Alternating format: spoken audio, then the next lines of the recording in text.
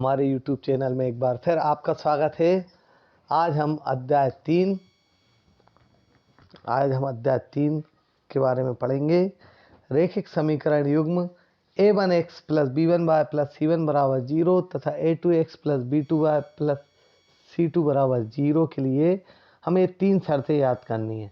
Number 1, जब समीकरण निकाय का अद्वितीय हल हो तब होती है a1 बटे a2 बराबर नहीं है b1 बटे b2 के, तब इसका हल संगत होता है और रेखाएं प्रतिच्छेदी होती हैं। दूसरी शर्त होती है जब समीकरण निकाय का कोई भी हल ना हो तो इसके लिए सूत्र होता है a1 बटे a2 बराबर b1 बटे b2 और ये बराबर नहीं होता c1 बटे c2। तो जब हल नहीं होता तो इसका असंगत हल होता है और रेखाएं एक दूसरे की समांतर होती हैं। तीसरी शर्त है जब समीकरण निकाय के अनंत अनेक हल हों तब a1 बटे a2 बराबर होता है b1 बटे b2 के और b1 बटे b2 बराबर होता है c1 बटे c2 के। तो इसके हल संगत होते हैं तथा रेखाएं संपाती होती हैं। संपाती अर्थात एक दूसरे के ऊपर होती है, तो इसके अनेक हल होते हैं। समीकरणों को जोड़कर या घटाकर हल करने की विधि को हम विलोपन विधि कहते हैं। परीक्षा में इस प्रकार से ये पूछा जा सकता है। एक चर का मान यदि हम दूसरे समीकरण में रखकर हल करते हैं तो इस विधि को हम प्रतिस्थापन विधि कहते हैं। अगली चीज आती है हमारे पास समीकरणों से प्राप्त निर्देशांकों को ग्राफ में प्रदर्शित करने की विधि को हम आलेखी विधि कहते हैं। आगे बढ़ते हैं। विकल्प के रूप में यदि x धन y बराबर 3 और x बराबर 2 तो हम x की जगह यदि 2 रखेंगे, पक्षांतरण करेंगे तो 3 में से 2 गए तो y का मान आएगा 1, तो इसका सही उत्तर होगा 1। अब हम प्रश्न क्रमांक 2 पर आते हैं। दो संख्याओं का अंतर 26 है और एक संख्या दूसरी संख्या की 3 गुनी है। यानी प्रतिस्थापन विधि से हल करना है हमको। यदि प्रतिस्थापन विधि ना लिखी आए तो हम किसी भी विधि का उपयोग कर सकते हैं। तो माना कि हमने दो संख्याएं x तथा y मान ली। प्रश्नानुसार ये कह रहा है इनका अंतर मतलब घटाना, x में से y गए तो x माइनस y बराबर 26 और तथा एक संख्या दूसरी की 3 गुनी है तो x बराबर 3y।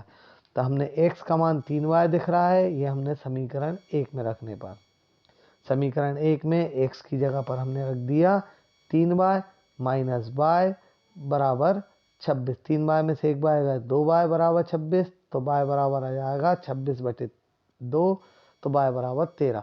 y बराबर 13 का मान हम समीकरण 2 में रखेंगे तो x की जगह x है, 3 की जगह 3 है और y का मान हमने रख दिया 13, 13 3 39। तो इस प्रकार अविष्ट संख्या होंगी 39 और 13। प्रश्न क्रमांक 3 पर आते हैं। अब हम प्रश्न क्रमांक 3, यदि हम अंश में 1 जोड़ें तथा हर में से 1 घटा दें तो भिन्न 1 में बदल जाती है। यदि हर में 1 जोड़ दें तथा तो ये 1 बटे 2 हो जाती है, तो वे भिन्न ज्ञात कीजिए। तो माना कि हमने अंश x मान लिया और हर y मान लिया, तो भिन्न हो जाएगी x बटे y, क्योंकि भिन्न होती है अंश बटे हर। अब प्रश्नानुसार यदि हम अंश में 1 जोड़ दें और हर में से 1 घटा दें तो भिन्न 1 हो जाती है। त्रिक गुणा करेंगे, 1 का x धन y में तो x धन 1 में तो x प्लस 1, y माइनस 1 का 1 में करेंगे तो y माइनस y वाली राशि इस तरफ पक्षांतरित करेंगे तो माइनस की हो गई, 1 उस तरफ पक्षांतरित करा तो -1 और -1 माइनस। तो इस प्रकार समीकरण नंबर 1 हमारे पास बन जाता है। पुनः प्रश्न अनुसार कि केवल हर में 1 जोड़ दें तो भिन्न 1 बटे 2 हो जाती है। तो इसमें अंश का जिक्र नहीं है तो अंश वैसा का वैसा ही रहेगा। त्रिक गुणा किया हमने, 2 का x में 2x बराबर y धन 1 का 1 में y धन 1, y वाली राशि पक्षांतरित की, 2x माइनस y बराबर 1। अब हमने देखा समीकरण 1 और 2, इसमें हम विलोपन विधि लगाते हैं। समीकरण 1 x माइनस y बराबर -2 है और दूसरा है 2x माइनस y बराबर 1। हमने घटाते हैं तो 2x प्लस के हैं तो माइनस के हो जाएंगे, माइनस के बाय हैं तो प्लस के हो जाएंगे और प्लस के 1 है तो माइनस के 1 हो जाएंगे। देखा हमने y से y आपस में कैंसिल हो गए, 1x में से 2x गए तो माइनस के x बचे, -2 और -1 हो गया हमारे पास माइनस के 3, माइनस से माइनस कैंसिल हुए तो x बराबर 3 आ गए, x बराबर 3। आगे बढ़ते हैं अपन। तो x का मान हम समीकरण नंबर 1 में रखने पर, समीकरण नंबर 1 में रखा हमने तो x बराबर 3, x की जगह 3 रख दिया, माइनस y बराबर -2। माइनस y अपनी जगह पर, 3 पक्षांतरित होकर उस तरफ जाएंगे तो माइनस के जाएंगे, माइनस के 2 और माइनस के 3 -5 हो गए, माइनस से माइनस कैंसिल, तो y का मान 5 आ गया। इस प्रकार भिन्न होगी अंश बटे हर, मतलब 3/5। आगे बढ़ते हम समीकरण प्रश्न नंबर 4।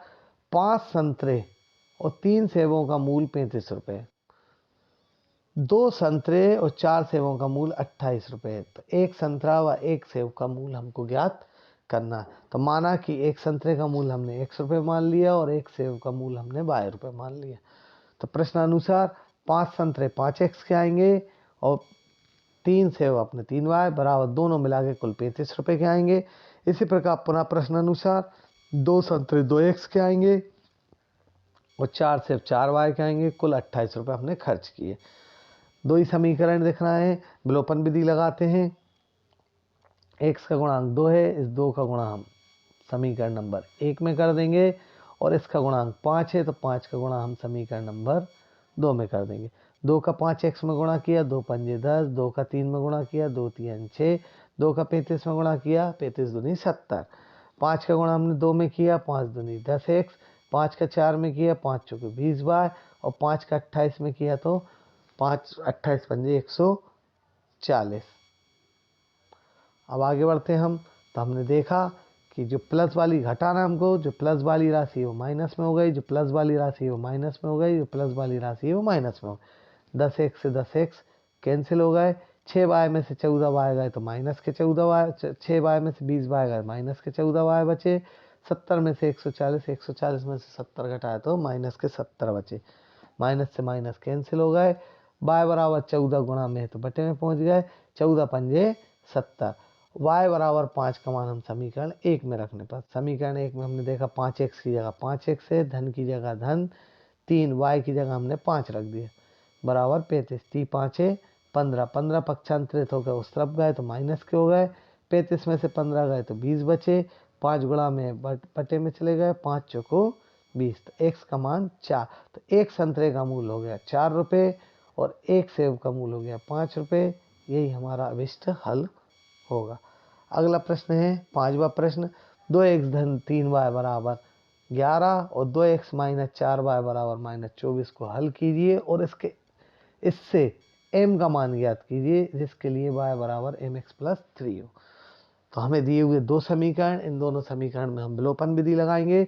तो विलोपन विधि में हमने समीकरण 1 में से 2 को घटा दिया, तो 2x से 2x कैंसिल हो गए, 3y प्लस के 4y भी प्लस के, दोनों को जोड़ दिया तो 7y हो गए, 11 प्लस के 24 प्लस के, दोनों को जोड़ा तो 35। 7 गुणा में तो 7 पंजे 35। y का मान हमने समीकरण 1 में रखा, तो 2x अपनी जगह धन 3, y की जगह हमने 5 रख दिया, 3 5 15।